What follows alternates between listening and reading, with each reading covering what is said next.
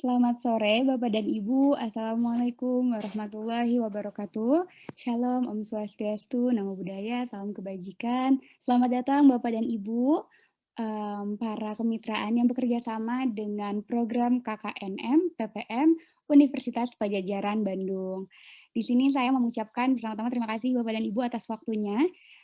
Dan pada hari ini 27 Januari 2022 kami akan melakukan, berbagi ya Ibu dan Bapak penyuluhan dalam mengupas aspek penting nih Bapak dan Ibu, yang seringkali mungkin terlupakan dalam pengembangan sebuah bisnis, yang akan dilakukan pada ruang virtual, yaitu melalui platform Zoom Meeting.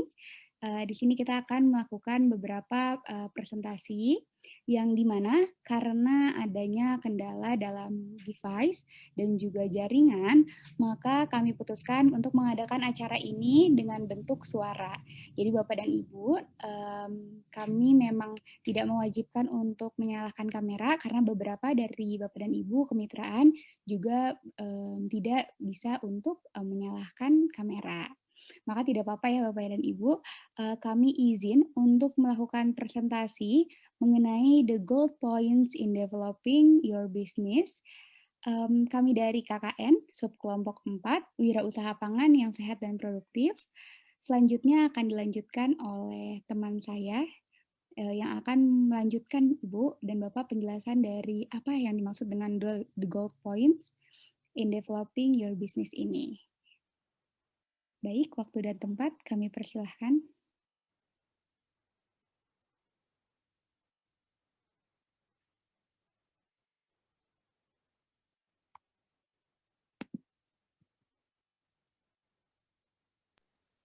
Yang pertama ada langkah pendahuluan dalam bisnis. Yang pertama ada memilih bidang usaha yang diminati dan memiliki hasrat dan pengetahuan di dalamnya. Kewirausahaan muncul apabila seorang individu memiliki sebuah pengetahuan tentang usaha yang diminati dan mempunyai keberanian dalam mengembangkan usaha tersebut dengan inovasi atau ide-ide baru yang dimilikinya. Proses kewirausahaan ini meliputi semua aspek yang berhubungan dengan perolehan peluang dalam dunia usaha. Kemudian ada memperluas dan memperbanyak hubungan atau relasi bisnis dan pertemanan. Sebagai seorang wirausaha, dalam kegiatan usaha memerlukan kerjasama dengan pihak lain. Dan dalam memilih mitra kerjasama, tentu memilih mitra yang memiliki kelebihan dan kekurangan yang sesuai dengan diri sendiri, serta saling memberi manfaat baik bagi diri sendiri maupun mitra kerja sama kita.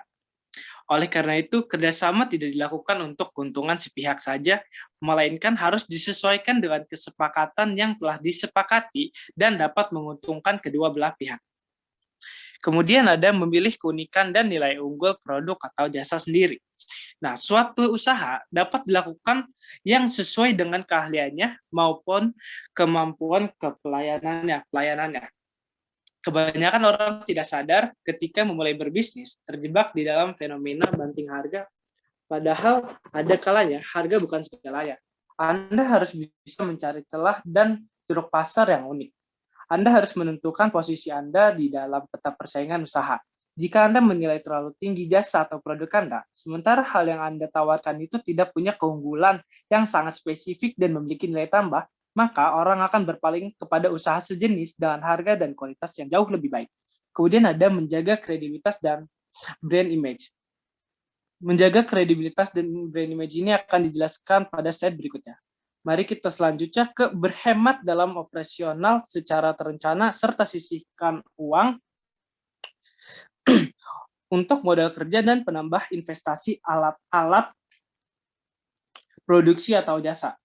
Agar perusahaan dapat berhasil dengan baik, faktor yang paling utama dalam keuangan adalah memelihara aliran kas.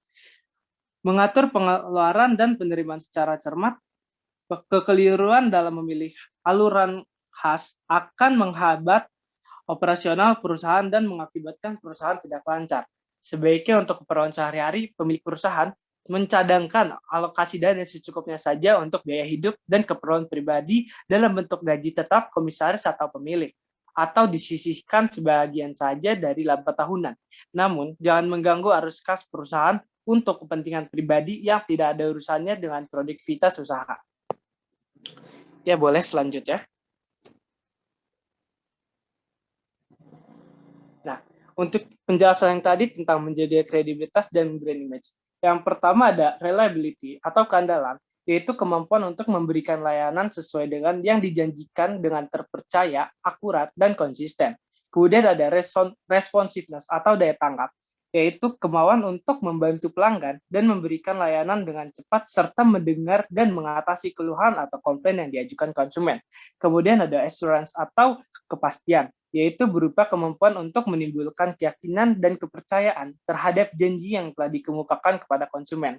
Kemudian ada empati, yaitu kesediaan untuk lebih peduli memberikan perhatian, kesopanan, hubungan personal secara pribadi kepada pelanggan.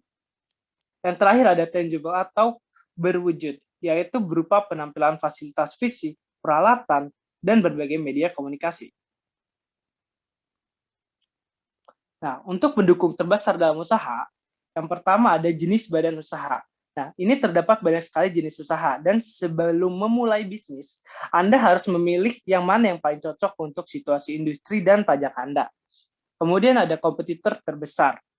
Nah, mengetahui siapa kompetitor Anda sebelum memulai bisnis baru adalah hal mendasar untuk mempelajari bagaimana mereka menjalankan bisnis dan hal apa yang bisa diambil dari kesuksesan dan kegagalan kompetitor. Kemudian ada target pasar. Nah, target pasar yang berbeda akan menuntut upaya pendekatan yang juga berbeda. Mengenali target konsumen usaha, Anda bisa menjadi kunci sukses dalam pemasaran. Tanpa itu, produk Anda tentu akan sulit untuk dijual. Siapa yang akan menjadi target produk dan jasa yang Anda tawarkan, dan apa nilai lebih yang dapat Anda tawarkan. Karena itulah Anda perlu tahu target pasar Anda sebelum memulai bisnis baru. Kemudian ada rencana bisnis yang matang.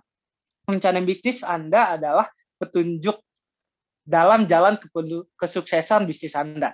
Karena itu Anda perlu merencanakan bisnis yang lengkap sebelum memulai bisnis baru. Perencanaan ini menunjukkan bagaimana rencana Anda untuk mendapatkan keuntungan dan garis besar rencana tim Anda untuk menarik perhatian calon investor. Rencana bisnis juga merupakan hal yang harus dilakukan dengan matang bila Anda sedang dalam tahap pencarian dana dari investor untuk modal usaha Anda. Kemudian ada sumber pendanaan. Nah, tidak semua wirausahawan memiliki modal pribadi yang cukup besar untuk memulai usahanya. Sebisa mungkin, mulailah melakukan riset tentang peminjaman dana, calon investor, dan cari tahu tentang pilihan dana hibah bisnis yang tersedia untuk usaha Anda. Pastikan saja modal bisnis Anda sudah cukup sebelum memulai bisnis baru. Kemudian yang terakhir ada sertifikasi dan dokumen legal. Nah, terdapat beberapa sertifikasi dan dokumen legal yang perlu Anda urus untuk menjalankan bisnis secara sah. Setelah melakukan dokumentasi dasar, untuk mendaftarkan bisnis Anda juga perlu untuk memperoleh izin spesifik industri dan lokasi. Sebagai contoh, bila restoran atau kafe yang Anda buka menjanjikan alkohol, Anda akan membutuhkan sertifikasi penjualan minuman beralkohol. Jangan sampai nantinya usaha Anda terkena razia dan dikenakan denda hukum. Anda akan menyadari bahwa setelah menjalankan usaha nantinya akan ada lebih banyak aspek dan masalah yang harus diurus. Ya, boleh selanjutnya. Oke, selanjutnya yaitu the golden points, yaitu aspek penting yang sangat berpengaruh dalam kemajuan sebuah bisnis yang sering dianggap kuno dan terabaikan. Oke, next. Yang pertama yaitu ada aspek kesehatan. Kualitas kehigienisan makanan yang beredar di kalangan masyarakat harus memerlukan perhatian khusus dan pemantauan dalam kehigienisan dan gizi pada suatu olahan makanan secara berkala dan secara periodik. Oke, next.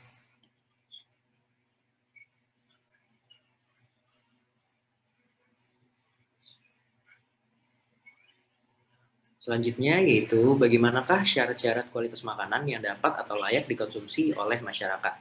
Yang pertama yaitu ada bersih. Yang pertama ada sehat, yang kedua ada bersih, dan yang ketiga ada aman. Sehat yaitu makanan tersebut memenuhi kualitas gizi yang baik dikonsumsi. Yang kedua bersih, makanan tersebut sudah memenuhi kehigienisan atau terbebas dari kotoran. Dan yang ketiga aman yaitu makanan tersebut tidak mengandung bahan yang berbahaya yang tidak layak dikonsumsi bagi kesehatan. Oke, next.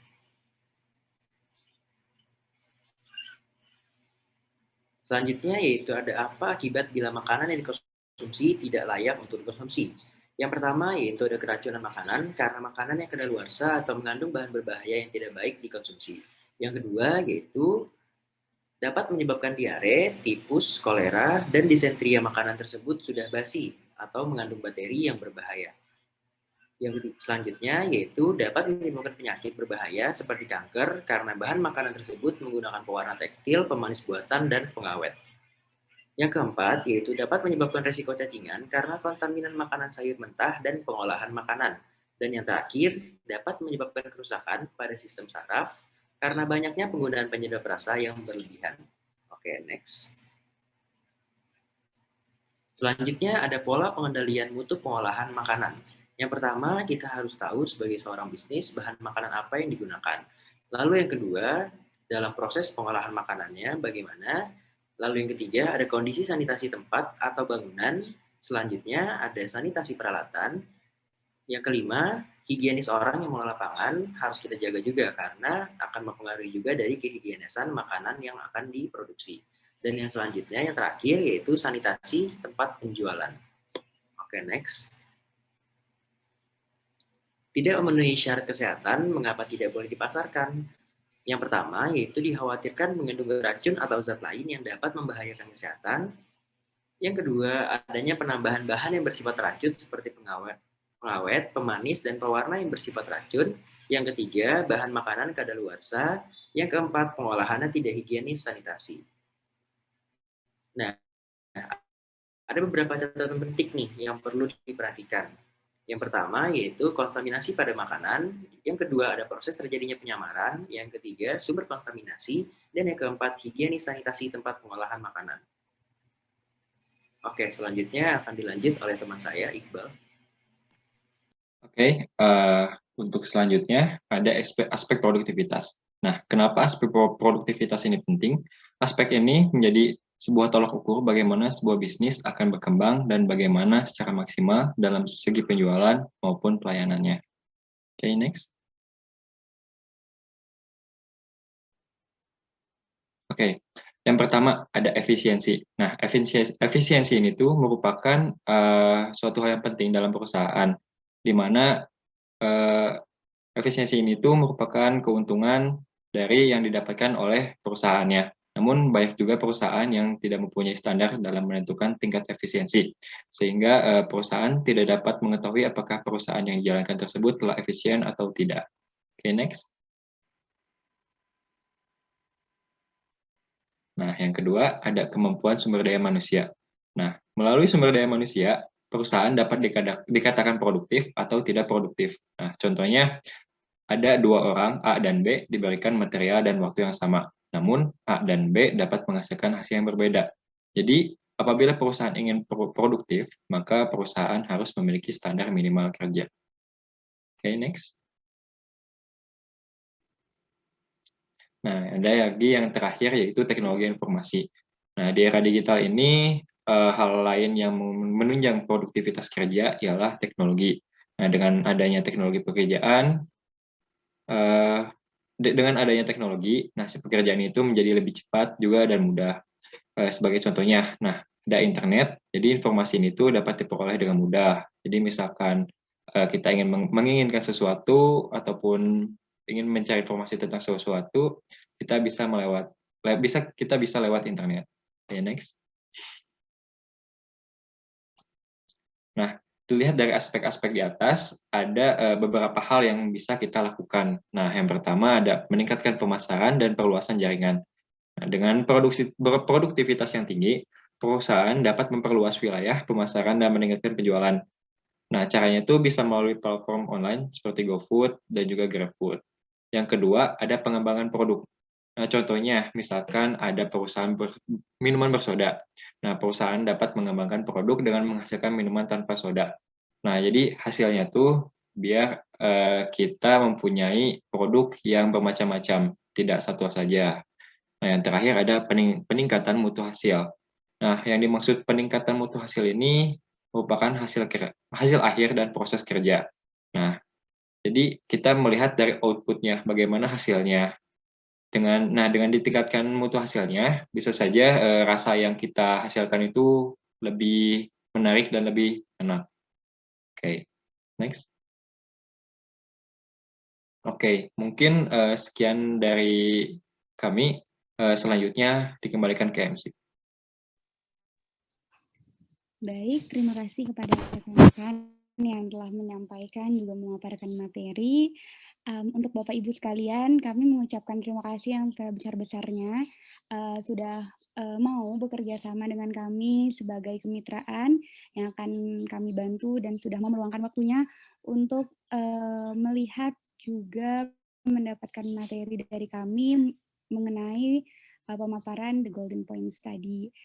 Untuk itu kami berharap apa yang kami sampaikan ini bermanfaat untuk kedepannya, dan nantinya video ini bisa Ibu dan Bapak dapatkan, karena kami akan mengirimkannya, barangkali nanti mungkin mau diulang-ulang atau mungkin nanti ada bagian yang memang belum tercatat. Kurang lebihnya mohon maaf ya Bapak dan Ibu. Kami memohon maaf dan juga banyak-banyak berterima kasih atas kehadiran Bapak dan Ibu pada sore hari ini. Saya cukupkan sekian. Wassalamualaikum warahmatullahi wabarakatuh.